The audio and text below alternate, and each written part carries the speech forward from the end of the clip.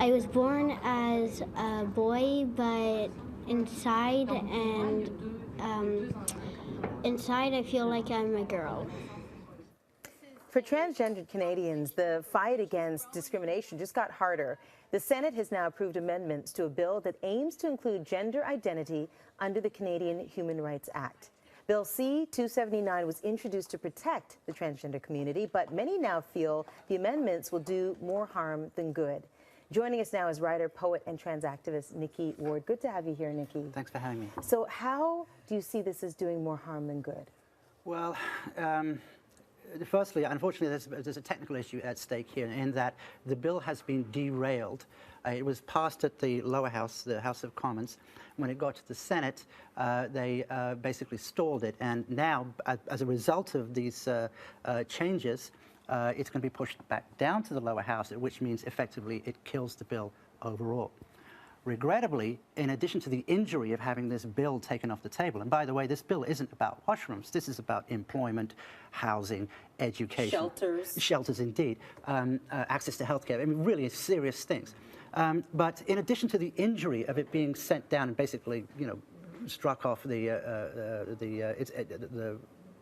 schedule of events, there's an insult that's added to it in that one of the amendments is a repulsive suggestion to add segregation as an additional amendment to this bill.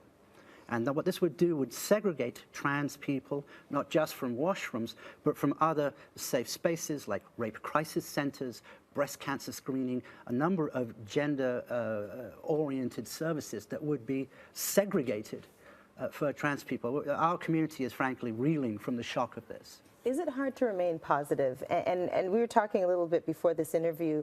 You're an activist. Mm-hmm. You talk to youth. You try to empower youth, others in the community. How hard is it now to say to kids, you know what, it's going to get better? Well, it's impossible to say that, unfortunately. When I was saying earlier, I spoke to your producer when he asked me to come on.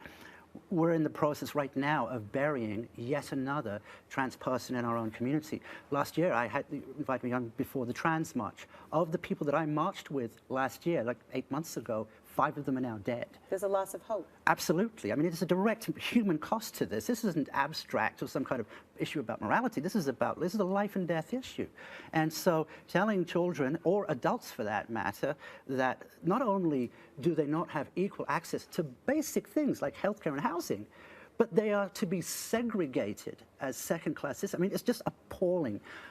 Last night, I met with some of my colleagues and people who are also working in the field, and we had basically just a quiet moment together to try and regroup. How do we stay hopeful in this? It's not just, as I say, it adds deliberate insult to absolute injury. It's appalling.